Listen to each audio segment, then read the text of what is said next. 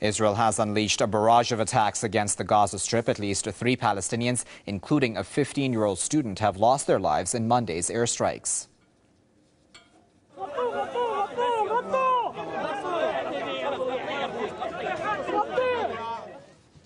At least 6 other students on their way to school were injured as Israeli jets bombarded northern Gaza. The latest death brings to 21 the number of Palestinians killed in Israeli military attacks since Friday. Earlier on Monday, Israeli warplanes pounded Gaza City, injuring nearly 40 people, many of them children.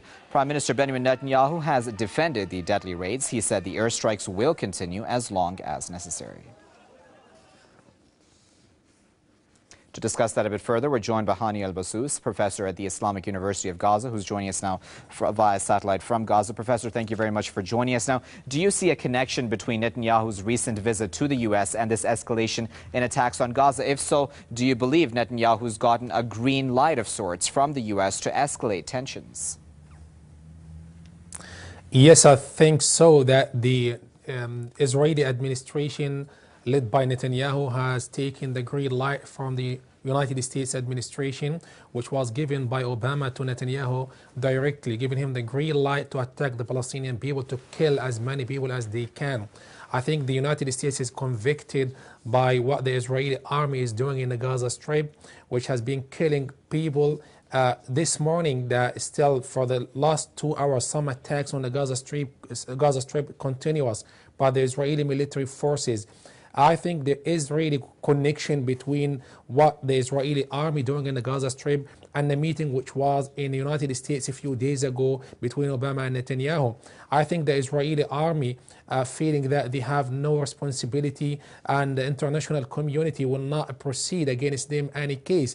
This is why I think the Israeli army is continuing killing people in the Gaza Strip. The attacks has been for the past 3 days led by the machines and by the airstrikes against the Gaza Strip, and up to this minute I think the situation is still tense, and I expect that even continuous escalation will be in the next few hours, in the next few days. Right, Professor, the international community has largely remained silent on both the siege of Gaza as well as regular attacks that Israel carries out on the enclave. How do the people of Gaza cope with this international silence? I think the people of Gaza are so frustrated at the international community, as this community did not take any stand to support the Palestinian people up to this minute. I think even the United States administration was supporting the Israeli side, and they undermine the freedom and rights of the Palestinian people. The international community has done nothing. The people of Gaza have been living under constant siege and attacks by the Israeli side for the past 5 years. These types of escalations, waves of escalations every few days, every few weeks against the people of Gaza. And meanwhile, we're watching the international community has been silent, did not take any stand, did not take any step to stop the Israeli escalation against Gaza. I think the international community, if it believes in peace, democracy and prosperity, they have to take a step to stop the Israeli escalation. The people of the Gaza Strip are so weak and sensitive. The people of the Gaza Strip have no means for basic living. For the past few weeks, we have no electricity, no fuel, and even the medicine. We have shortage in medicine and commodities. And on top of this, the Israeli machines have launching many strikes against the people of the Gaza Strip.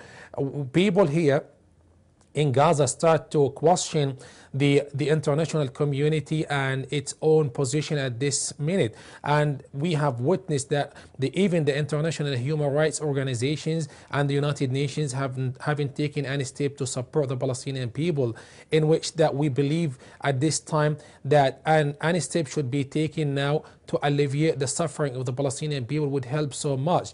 And we still have some hope that the Islamic nations, the Arab states and Egypt would intervene to stop such Israeli escalation on the Gaza Strip. Otherwise, the Israeli machines and the Israeli warplanes would continue their killing of the innocent Palestinian people in Gaza.